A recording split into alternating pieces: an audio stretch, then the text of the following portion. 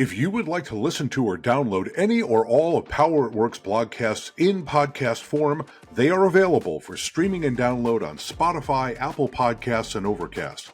Just search Power at Work on any podcast platform and enjoy all of Power at Work's podcasts.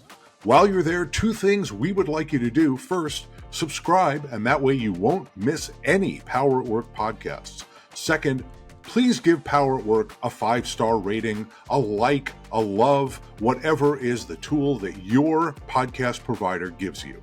It helps others who care about workers and worker power to find Power at Work's content. They will be grateful, and so will we. Hello, powerful people, and welcome back to the Power Half Hour live on LinkedIn and published for posterity on poweratwork.us. I'm Seth Harris from the Burns Center for Social Change. The Power Half Hour brings you more voices, more news, and more worker power insights, and all that in just 30 minutes. I've got an expert panel of 3 guests who I'll introduce to you in just a moment. Our video audience, of course, can see our guests arrayed in front of you. Let me start by wishing everybody a very happy New Year. Very excited to have you back. Very excited for this first episode of 2026. Here's how it works here on the Power Half Hour. The panelists will talk about the big stories and biggest developments over the last several weeks. We'll go back longer than we usually would have because of the holidays. And they will talk about important worker power developments or events or activities or revelations that are going to be coming in the near-term future. And then at the very end, as something like a holiday gift that arrives way too late and frankly would have been disappointing even if you'd gotten it on time, we will give our guests an opportunity for shameless plugs and shout outs. They can promote whoever or whatever they would like, and self-promotion is enthusiastically encouraged. And then, if you haven't gotten enough of us during the first half hour, we will hang around for overtime. Overtime is entirely dedicated to audience questions. We have questions that have come in by email at poweratwork@theburnscenter.org, poweratwork@theburnscenter.org. But also, if you are in our live audience right now, you can post a comment on LinkedIn. And our producer is the Chief of Policy and Advocacy at the Groundwork Collaborative. It's our friend and my former colleague, Alex Jacquez. Happy New Year, Alex. Happy New Year, Seth.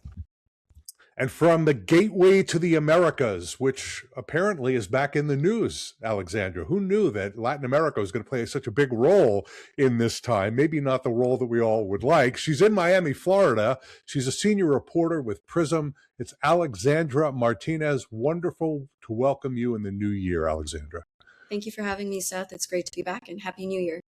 Thank you. And also fighting the good fight in our nation's capital, but occasionally ducking under his desk, as I understand it. He's a longtime senior fellow at the Center for American Progress. It's David Madland. Happy New Year, David. Happy New Year, Seth. Thanks for having me. Pleasure to have you both. Okay, it's topic number 1. Starting with you, Alex. We're going to look over our shoulder. We're going to look in the rearview mirror.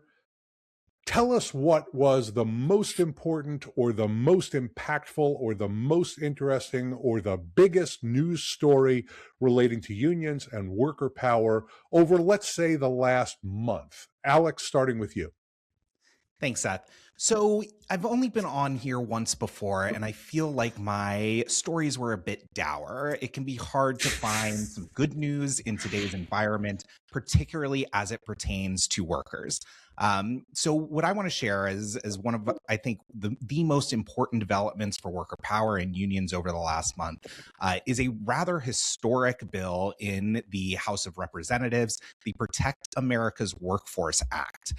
This passed in December, on December 11th, on a bipartisan ledger 231 to 195. And what it did was it restored collective bargaining rights, or it will restore if the Senate companion passes. collective bargaining rights to about 1 million union workers, federal union workers, that President Trump has stripped of their collective bargaining rights via executive order. And what I think is in particular important about this bill is that it passes a discharge petition in the House of Representatives. There have been 2 successful discharge petitions this Congress, one famously related to the Jeffrey Epstein files, and the other being this landmark bill to protect 1 million workers and protect and preserve their collective bargaining rights. This is simply not an issue that Republicans and Democrats in the House generally agree on at all. And the ability for a Representative Jared Golden and Representative Brian Fitzpatrick, a Republican from Pennsylvania, to bypass the speaker and bypass the floor process and get this bill directly to the floor, I think bodes very well for some of the very few remaining spots of bipartisanship as it pertains to workers and workers' rights.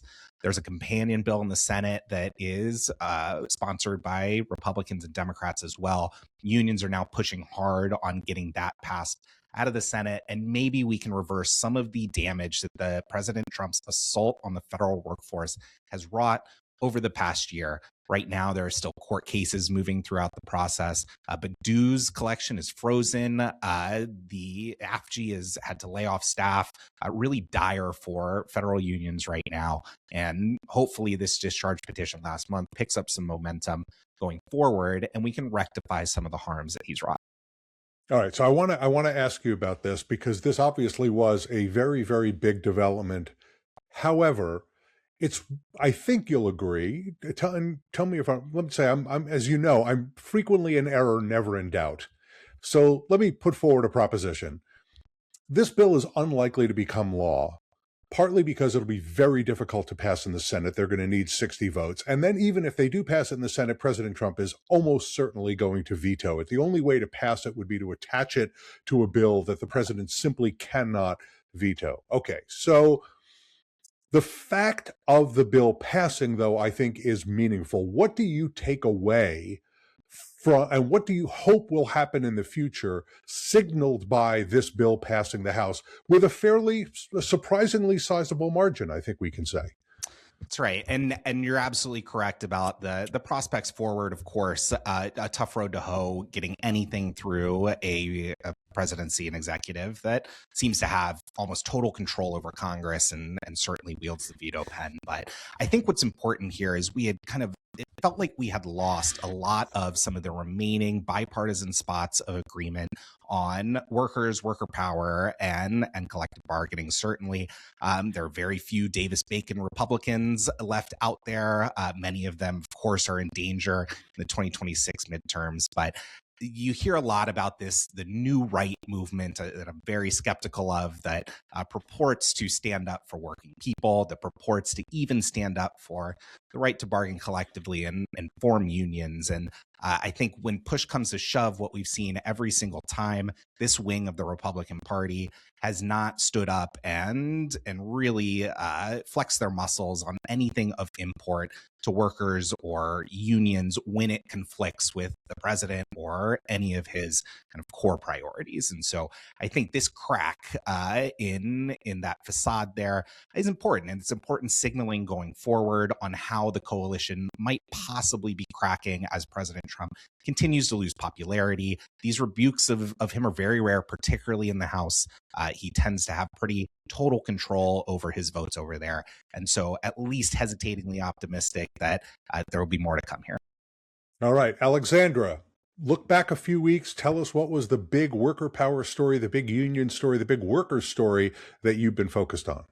Thanks, Seth. So one of the most important worker power stories that I've been reporting on recently is coming from the same industry that I spoke about the last time I was here, which is the arts. So a lot of the times people maybe don't think of artists as workers, but they are. They absolutely are. And maybe it's not framed as a labor story, but it definitely is. So I've been reporting on how artists across the country are increasingly being forced to pay for their own museum exhibitions and public commissions, even when institutions formally invite them to show their work. And so a strong example of this is the Dominican American artist, Lucia Jacquez. Hang on just a second, David. We're hearing some background conversations from your folks in the background a little bit. I want to make sure everybody hears what Alexandra is having to say. So we may need you to go on mute while Alexandra's talking. All right. Thanks. Thank you. Sorry about that. So I spoke with Dominican American artist Lucia Hierro, and she was commissioned for a major institutional project that required between $35,000 to $40,000 just to fabricate it. The museum that she was in talks with was excited about the work, but there was no path for it to go forward unless she found the money herself. Luckily, her gallery, which is a very young, up-and-coming gallery, Swivel Gallery, they took a big risk and they fronted some of the money at the beginning, but they ultimately had to find the funds themselves for the work to go forward. And for a young gallery, this could really put them under and completely ruin the operation. So a Miami nonprofit, Fountainhead Arts, stepped in to help through a recently announced program called the Forum Fund, in which they provide funding to artists who need to fund institutional level shows and commissions. So this tells us that it's not just Lucia who's experiencing this, it's across the industry. The program received applications totaling nearly $2 million in requests, but they only had $125,000 available to supply. So ultimately, this type of support is rare, but in demand.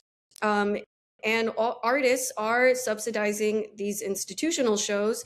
That's always happened to a certain extent, but the level of precarity and how widely this dynamic is now impacting folks is new, and it's now impacting mid-career artists. So what's driving this crisis is not just rising costs of materials, it's a collapse of public arts funding tied to federal censorship and political pressure.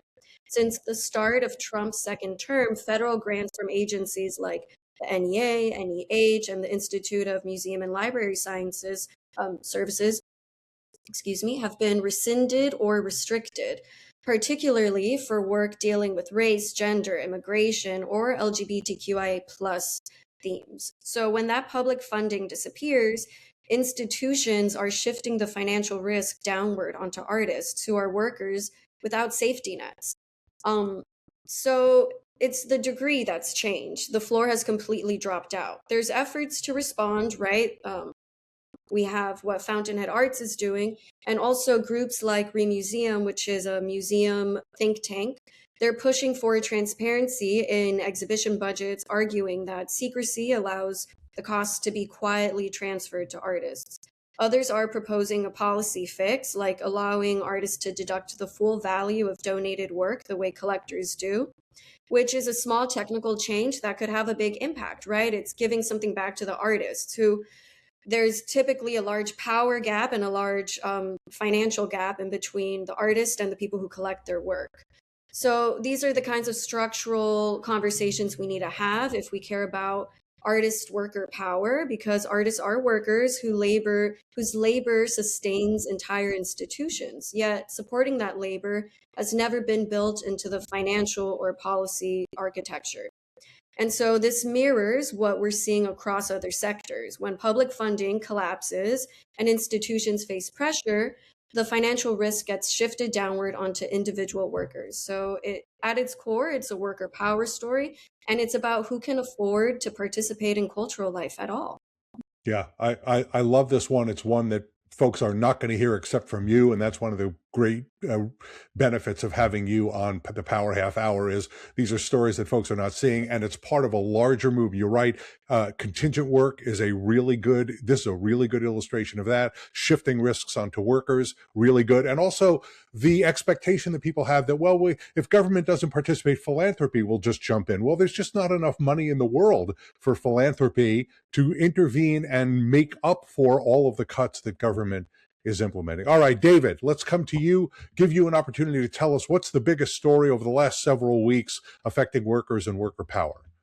So I'm going to go to a court case on December 26th. There was a district court issued a temporary injunction against a new California law that, and this California law is very similar to a recently passed also New York law, where these so-called union trigger laws, where the state which are traditionally preempted from dealing with union and labor issues, are making an argument that because of a variety of Trump administration actions and court actions, they now potentially have the room and freedom to enact pro-union, creating a new National Labor Relations Act, but just for their state. And so California had done this, and New York had previously done it, but unfortunately the courts had ruled against them. And what I find so important about this is really a question of what happens next. Does this initial court decision, it's a district court, it can be appealed, but does it chill additional states from thinking about trigger laws, so-called trigger laws? Probably the biggest test will be Massachusetts, where they've been discussing that they have a different legal trigger about sort of when the law goes into effect. And most importantly to me, the Massachusetts, and as well as some other states that are debating this, are considering they're not just recreating the National Labor Relations Act, but they're thinking about going bigger, emboldening, the PRO Act kind of style things, and maybe well beyond that. So this is really a potential start of states really pushing back and saying, hey, the Trump administration is not doing enough to protect workers' rights. Should we use this moment to really mark our stamp and say, here's what labor law should look like? Yeah, I love your bringing that up, even though the two cases went against the interests of workers being able to organize and bargain collectively. But I think that what you're doing is sort of firing the starting gun on states beginning to play a much larger role in worker power than they have before, despite the NLRA preemption issue. I know that these are conversations you've been involved in. I've been involved in some of these conversations as well. There's going to be a big push on states playing a much bigger role in assuring workers a voice in the workplace and the opportunity to influence their wages and benefits. So I think I'm going to leave that at watch this space, because there's a lot more coming in this space, I think, for sure. Okay, let's turn to topic. In my shameless plug, I'm going to actually have more in this space. So we'll get to it more later today. In fact, I'm all excited. But I'm not going to skip topic number 2. Let's do topic number 2. We're getting out our crystal balls, guests, and we're going to look into the future. Now, we're not looking to 2091, right?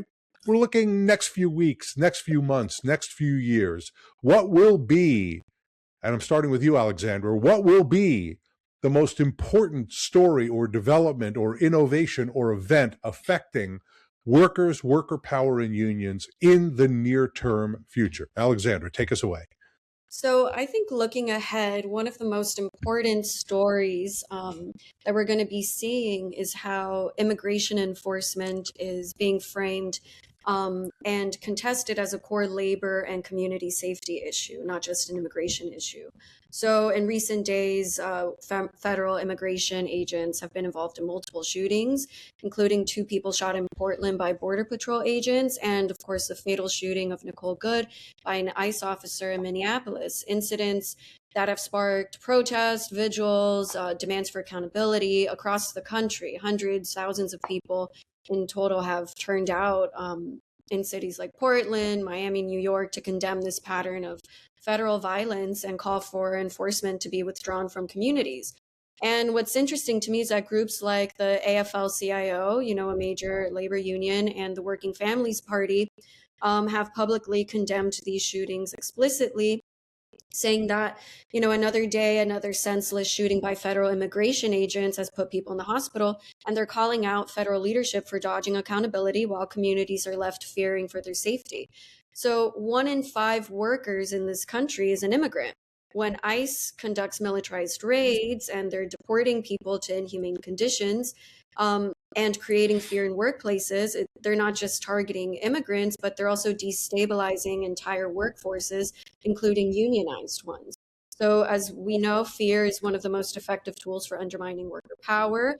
It suppresses organizing, reporting workplace abuses, and collective action. So people are going to be scared to go into the office, to go into any place that is their workplace. So what I think we're going to see in the near term is labor unions treating immigration enforcement not as a separate issue, but as a core workplace safety and civil rights issue. I think we've already seen labor unions organizing around how to react to a raid if ICE knocks on your door. And I think we're also going to be seeing more public confrontation, more coalition building with immigrant rights groups, and more pressure on federal agencies. Because ultimately, if workers aren't safe from the state, then there can be no worker power. That's a great one. It's certainly a timely one. We all have been watching with horror the video out of Minneapolis and also out of Portland about what has been happening, and also, seeing tens of thousands of people come out into the streets to protest ICE violence against citizens who are exercising their constitutional rights. So I think that that's a very, very important prediction. All right, David, what's coming in the next few weeks, few months, few years that's going to affect worker power that everybody needs to know about? Well, in the next few weeks, there may be a data release from the Bureau of Labor Statistics about union membership and collective bargaining coverage. I say may because the government shutdown and possibly various Trump shenanigans are slowing the likely release. But typically by the end of January, these data are released. And they're important to me for a couple of reasons. One, they will likely show the impact of the Trump anti-worker, anti-labor agenda. So there's for example, Alex was just mentioning the attacks on federal collective bargaining, and we'll be very likely, we'll be able to see that in the data. We'll also see what's happened with private sector union membership. And there, the current stats are already at 6%.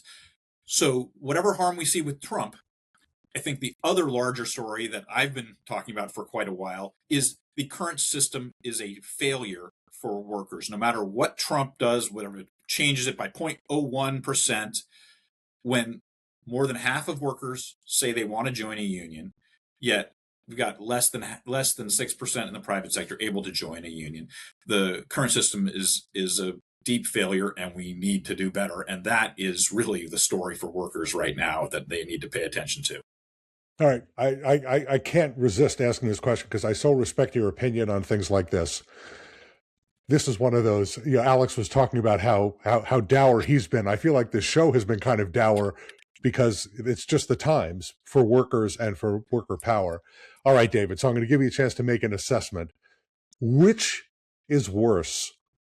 The NLRB having no quorum on the board so that the NLRB functionally couldn't operate, or the new majority that we have on the NLRB and what they're going to do to workers' ability to organize and bargain collectively? Just quickly, which do you think is worse?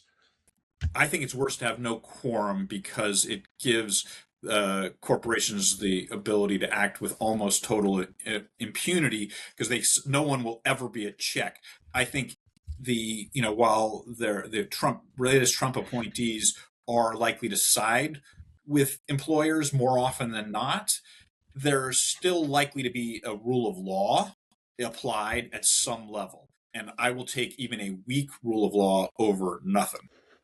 Well, all right. I think that's the highest praise that you will ever issue to the Trump board for the rest of Trump's second and last term. All right, Alex Jacquez, let's look backward. I'm sorry, we're not looking backwards. We're looking forwards. We're trying to figure out what's coming down the pike, next few weeks, next few months, next few years.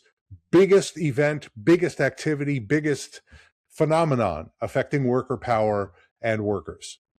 So for the next few months and really throughout the rest of 2026, I'm going to be watching carefully some of the big contract fights that are ahead of us. So we have some big ones coming up. This will be a real test, I think, for worker power in as we've all discussed, degraded conditions for unions. And we just at the end of the month here on January 31st, I think we're going to have our first test here where the United Steelworkers contract with the oil refineries, with Marathon being the largest oil refinery, will expire. And this is a contract that has regularly been contentious. USW struck in 2015. 2015 and 2022 to gain more benefits. They process about half the oil in the country right now, with affordability on certainly the president's mind. Everybody, I think they have a tremendous amount of leverage here, and we will see how that contract plays out. Through the rest of the year, we have UFCW Stop and Shop workers, about 30,000 of them with contract expiring in February. In California, NorCal nurses at Kaiser with National Nurses United are gearing up for a contract fight in August. And then our first test, again, the steelworkers in August or in September, the Cleveland Cliffs and U.S. Steel deals. This will be the first big steel bargaining since the Nippon acquisition of U.S. Steel, where the president was given pretty explicit conditions that there would be no impact to collective bargaining. I think that'll be the first test here. And then it's not the biggest, I would say, certainly in terms of workers, or maybe as a test of worker power, but another one that I am highly interested in and harkens a little bit back to some of the work we did in the White House. MLB contract will be up in December, and there is already quite a bit of hay being made by Rob Manfred, the commissioner of the league, saying that a lockout might be good for the sport. The owners are looking to impose a salary cap. We saw reporting from the New York Times today. They're being very upfront and aggressive about it, and the MLB Players Union is gearing up for a battle there. Yeah, just when you thought things couldn't get worse, we're looking at a baseball strike at the end of the year, or a baseball lockout. I just want to make the point, I agree with you that those are all very, very important indicators of where we are and whether employers maybe are going to try and take the Trump lead and bust their unions. I mean, this would be the opportunity to do that when these contracts run out. I don't expect that from Marathon or some of the other employers that you mentioned, but we're in a new era and it's very hard to predict what's going to happen. But I do want to make the point that workers are still activated and activist. They are not afraid to strike. Let's shout out the 15,000 nurses in New York State who are on strike against 3 hospital systems in New York. Let me also shout out you mentioned the MLB Players Association. Let's shout out the WNBA Players Association. They are negotiating and trying to get the league to significantly increase players' share of the revenues. That league is growing very, very dramatically. Shockingly, management wants to keep those proceeds for itself. The players are saying, no, we're not going to allow you to do that. So they're looking for significantly increased starting salaries and salaries otherwise. The WNBA players, very small group of workers, but they send a very, very powerful signal. These women have a high profile, just as Major League Baseball players have a high profile in our society, just as nurses have a high profile in our society. They are important workers for people to watch and to try to figure out, hey, what can I do for myself? Do I need a union? Do I not need a union? So I agree with you. These are all really, really important issues coming our way in 2026. All right. It's everybody's favorite topic. Shameless plugs and shout outs. Our guests are going to get an opportunity to shout out anything or anyone they would like. David, Madland, we're going to start with you. We have about a minute and a half for each of you. What is your shameless plug or shout out? Well, I just in December, my colleague Carla Walter and I released a report on 21 policies that state and local lawmakers can pass to build worker power. And so I think that is the thing I want to highlight, because we've got a large menu of things that policymakers can do, coming from protecting striking workers by ensuring that they get UI if they're on strike, to allowing public sector workers to unionize. In Virginia, that's going to be a big fight this year. You can bring together workers in industry standards boards to set sectoral standards. You can allow certain groups of workers to actually have collective bargaining rights, like rideshare drivers that have created sectoral bargaining models in California. Massachusetts can spread to other states. Ban captive audience meetings. Ensure that government spending creates good jobs. A whole list of things. And the real point here is that even the bluest of the blue states have done nowhere near enough of these things, and there's room for all kinds of states to make forward progress to build real power for workers at the local and state level. And David, where would people find this report? AmericanProgress.org. Very good. Alex Jacquez, what is your shameless plug or shout out? I'm going to cheat, but I'm going to do it in your format. I'm going to look back and then look ahead. So looking back, I want to plug a investigation that my organization, Groundwork Collaborative, released in December along with our partners at Consumer Reports and More Perfect Union. The report was called Same Cart, Different Price, Instacart's Price Experiments Cost Families at Checkout. And what this report found was an investigation done by our organizations that had a bunch of volunteers log in to Instacart at the same time, shop at the same store for the exact same items, and log what they were charged. And what we found was that Instacart is charging people different prices for the same exact items in the same store, upwards of 25% in some cases. And if you average out some of the baskets, the difference between the largest and the smallest came out to about 7%. Might not sound like a lot. Add that up over time, hundreds, even thousands of dollars to a grocery bill. Shortly after releasing the report, Instacart actually announced they would be ceasing the experiments. So a good outcome there. Really proud of the report. You can go to groundworkcollaborative.org to check it out. And then looking forward, briefly, we touched on sports unionizing. Groundwork is partnering with our dear friends at the American Prospect for a sports-focused economic issue in February around Super Bowl time. And one of the stories that we'll be rolling out will be exactly focused on some of these collective bargaining fights with the WNBA in center focus and how these fights relate to the broader struggle that workers are having to exercise their rights across the economy. Excellent. Alexandra Martinez, what is your shameless plug or shout out? So I want to shamelessly plug my nonprofit independent newsroom, Prism, where I'm a senior news reporter. As I mentioned, we're an independent nonprofit newsroom focused on reporting from the ground up and highlighting the stories of folks with lived experience. And if you feel so inclined to help fund our nonprofit wonderful newsroom, you can visit us at www.prismreports.org and find the donation button there. Please support Prism and other independent journalists, nonprofit journalists, particularly around the country. We're happy to highlight Alexandra and others here on the Power Half Hour.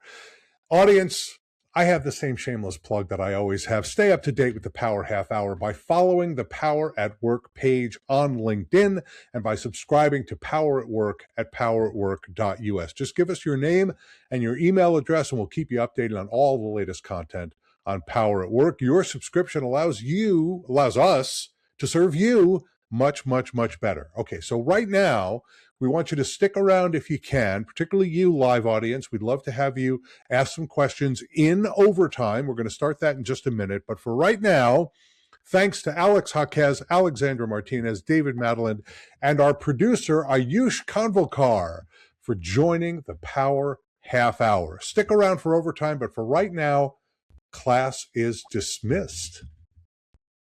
Okay, guests, take a sip of water, take a deep breath. We're going to start with our questions in just a second. Delighted to have you staying around for a few extra minutes. We're fortunate to have you do that. And we have some questions. So I'll start with the very first one. And this is for anybody. I think this, Alex, this may be one that you're particularly going to want to jump in on.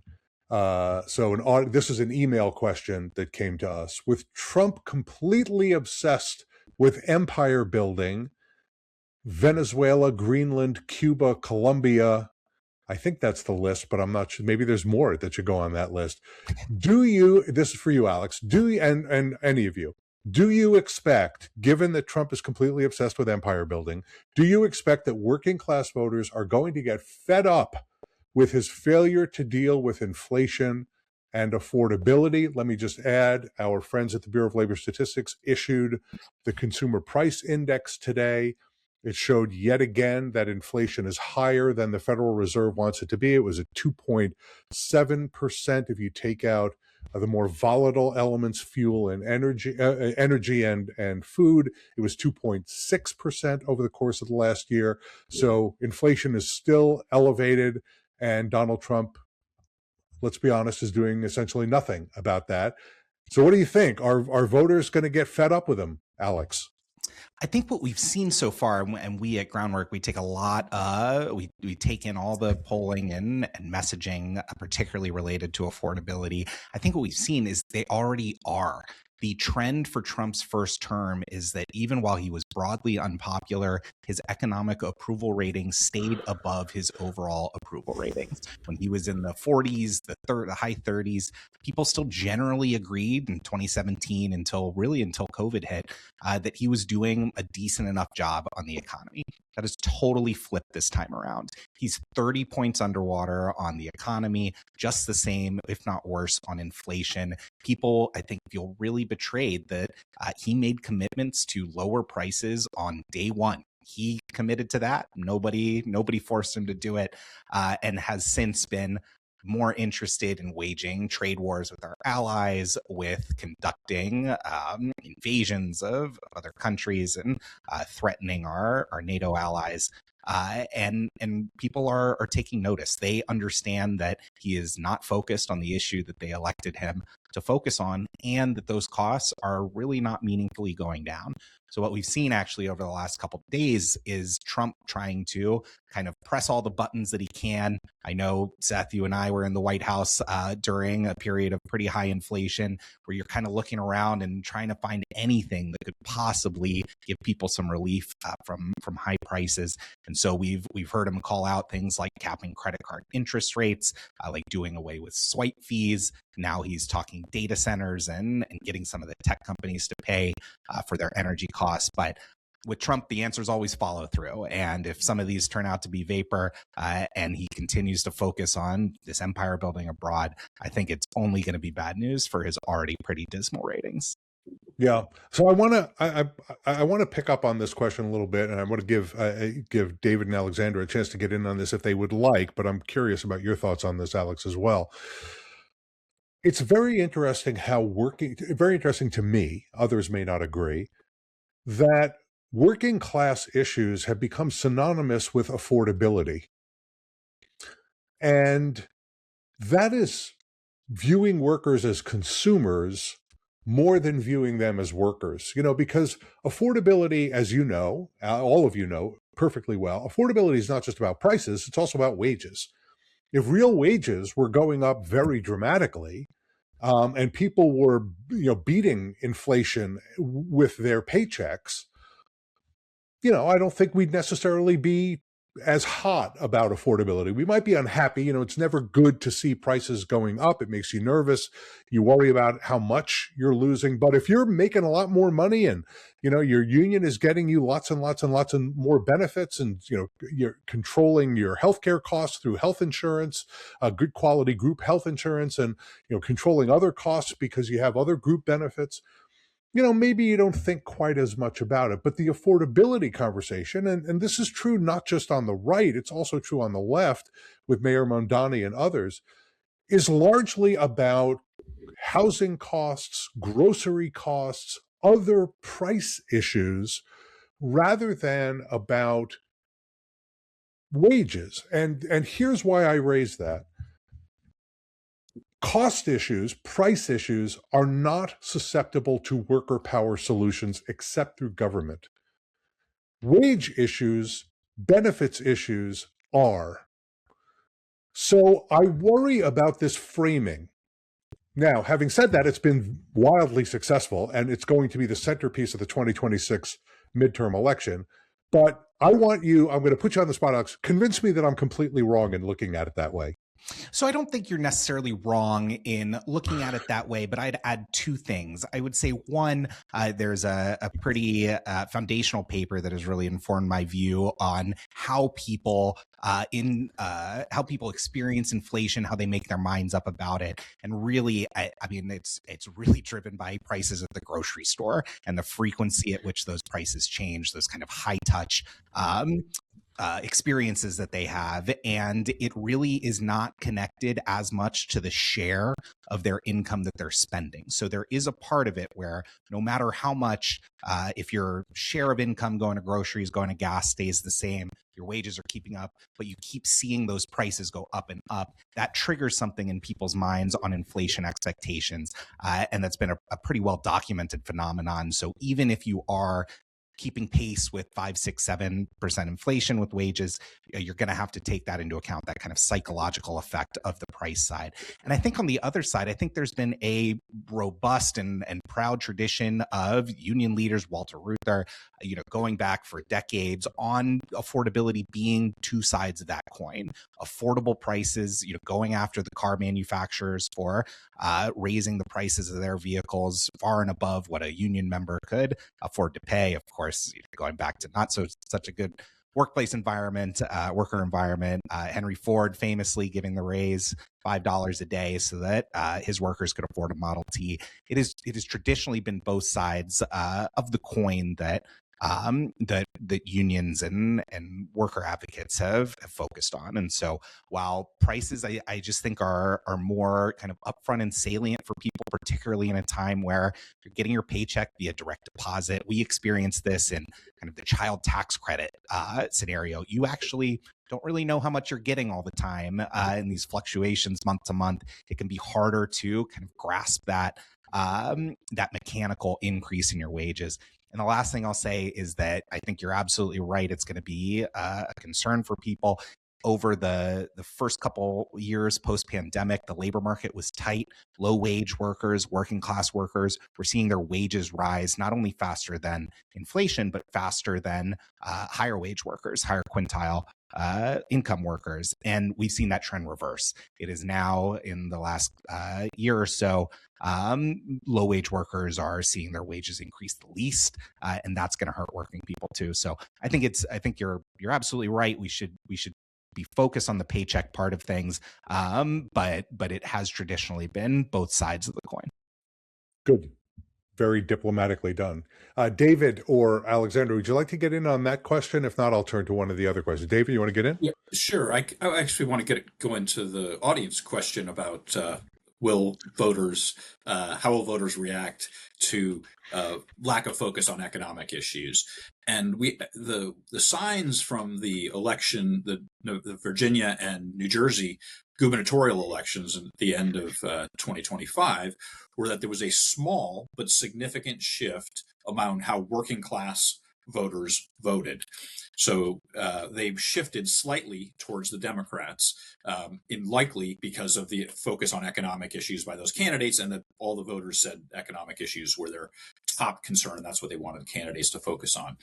The most interesting part of that, sort of in our analysis, was that the vast majority of that shift among working class voters was white working class voters were pretty stable in sort of how they voted compared to 2021, but Black and Hispanic voters moved more significantly. And so at least that suggests that there is a core of voters that are movable on economic issues and that can be decisive.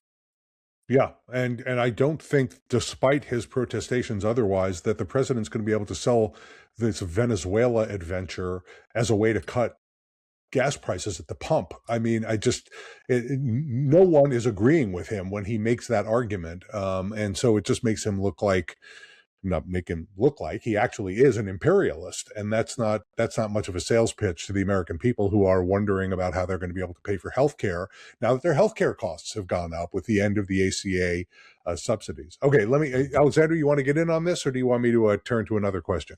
I was just going to bring up the celebrations in Miami with regards to the Venezuela invasion, and how even though folks are celebrating, and Venezuelans and Cubans in Miami are a big voting bloc, and they're celebrating, they're happy, they're supportive of it, but that'll pass, and ultimately the amount that they're spending in the grocery store and how much they're spending in healthcare, that's going to win out over. Really?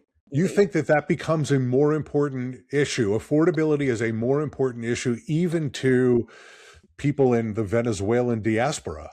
I think ultimately, I don't think right now you ask folks and they're going to say, and I know this because I'm in Miami, I see the protests, I'm in conversation with people who are in profound support of the invasion of Venezuela and want him to go to Cuba next, right? I know that right now they're supportive of it, but I think time will tell a different story. And once they see the outcome of this and the aftermath of this, maybe not be as beneficial for the people in Venezuela, the family members they still have. And I definitely think that their paycheck and their livelihoods is going to be a far more deciding factor for them, just as it was a month ago, right before this invasion. Yeah, very, very interesting. Okay, we had a question, David, about the two federal court decisions about the two trigger laws, California and New York. So I'm just going to skip over that because I think you've already answered that here. And then we have this question, which is, you already addressed the union members survey, but I want to ask this question anyway because I want to be a little bit more specific about it. Let me start with this, just because it's something that I pay close attention to, just as all of you pay close attention to it. I went to the BLS website earlier this week, or maybe it was the end of last week, to try to figure out what was the date of the release of the union member survey, because it usually comes out, I think, the third week or the beginning of the fourth week of January. And that's happened every year in my memory. There appears to be no date. It's not on the calendar. Now, I don't think that they have publicly announced that they're not doing it. And I don't know which month they added the union members supplement to the current population survey. I don't know in which month they did that, and therefore whether it was affected by the shutdown. More knowledgeable people about BLS than I certainly would know that, but I'll be curious to see if we get it at all. But let's assume that we will see it. And here's the question from the audience member. If I remember correctly, reading the email, the BLS is going to put out the union member survey results this month. Again, we don't know if that's true. Any guesses what that's going to show? And David, you were saying that you're looking forward to learning more about the effect on the effect of Trump's union busting in the federal sector. But I want to be a little more specific. What do we think is going to happen? David, this may be one for you. What do we think the private sector numbers are going to do? What do we think the state and local government numbers are going to do? And what do we think the federal sector numbers are going to do? I think that's going to be the biggest impact. And Alexandra, I'm curious what you think those numbers will show for Florida, because Florida has its own union busting leader who's been trying to get rid of the public employee unions there as well. So David, let me start with you. Let's break it out a little bit. What do we think the impacts will be in the union member survey in the three big sectors?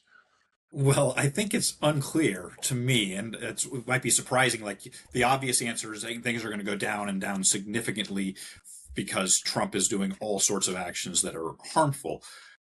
But there's sort of a couple of contrasting things. The anti-public sector worker actions he's taken has also spurred an interest in unions amongst these workers to join together for protected activities, because they're fearful that without the union, so more people were interested.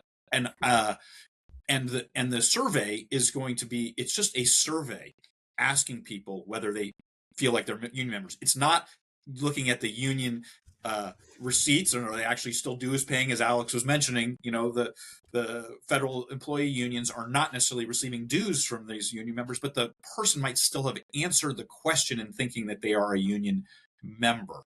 So I would expect down, but it's not obvious. Similar in the private sector, we know, actually we've got a piece coming out that will show less NLRB supervised elections under Trump. That's gone down. The number of workers in those gone down. But there's also been big compositional changes in the labor market because immigration, except Trump, is closed. So probably down, but those compositional changes in the labor market might shift the percentages. But the big picture, and this is where I went to my sort of answer in the opening, is they're going to be very low no matter what. And that is Trump is bad and harmful, but we need a real solution. And the real solution is not just getting rid of Trump and his union busting NLRB, et cetera, but it is refixing the law so workers can join unions and bargain collectively. So, Alexandra, what's your sense of what the numbers are going to look like in Florida? How effective has Ron DeSantis's union busting been? I think it's been pretty effective. I think it'll likely remain low overall. Maybe even going up slightly if public sector unionization or healthcare organizing holds steady, but I don't think there's going to be a dramatic jump. I think definitely there's been significant union busting at the educational level in the public sector. I mean, they're essentially trying to completely dismantle the union by changing the laws of how to qualify. So I think maybe we'll see shifts in specific industries, healthcare, education, even if the overall rate doesn't move much. Yeah. Alex, do you want to add anything on this question on the union member survey? Nothing, just again, the assaults that we've seen in 2025 by the Trump administration, all foregrounded by the road plan in Project 2025. It's been an explicit goal of the administration and their allies to reduce union density and union workers, of course, federal workforce being first and foremost in that fight. So pessimistic and agreeing with my co-panelists here. Yeah. I think that given that the bill that you were talking about earlier in the show is unlikely to become law, the best hope that the federal employee unions have is several lawsuits that they have going on around the country that are pursuing different theories for why it is that the president's executive orders that undermine unions are illegal or in violation of the statute, maybe in violation of the Constitution as well. There is some skepticism that one particular theory, which is the statute doesn't allow you to do this, is going to be successful. But there is more optimism that the fact that the president did it in a blatantly retaliatory way, basically saying, we don't like these unions, they criticize us, we want to destroy them, in the executive order. They did the quiet part, not only out loud, but in writing. In writing. It was stunning. That may be the bridge too far for the courts, and particularly for the Supreme Court. Now, that would mean that Trump could do it otherwise, but it becomes a lot harder once you have, this is the old law school sobriquet, once you have a drop of ink in the glass of milk, it's very hard to get it out. Once you ring the bell, you can't unring it. Once Trump says, I'm out to get these guys because they're against me, which, by the way, Trump wakes up and goes to sleep saying every single day about everybody, not just about the federal employee unions, it's going to be difficult for him to be able to be successful in busting the unions. But that is a long, long, long road to winning that fight, and the federal employee unions have to stay alive in the meantime. All right, guests, I believe we are now, let me just make sure, I believe we are out of audience questions. I want to thank you again for staying. For Overtime audience, thank you for sticking with us. We're grateful to you. A very happy new year. Again, we will see you back here on LinkedIn 2 weeks from today, January 27th at noon Eastern Time, 9 a.m. Pacific Time. We look forward to seeing you here. Keep an eye out on poweratwork.us, on LinkedIn. Go to the Power at Work LinkedIn page. Follow us there. Subscribe to Power at Work, and we'll keep you updated. Thanks very much. Appreciate you being here. Thanks, Seth. Thanks, Seth. Are you looking for more labor radio shows and podcasts? Well, look no further. Go to the Labor Radio Podcast Network. The network connects more than 200 radio shows and podcasts. To find more great labor content, go to www.laborradionetwork.org. Power at Work is there. You should be too.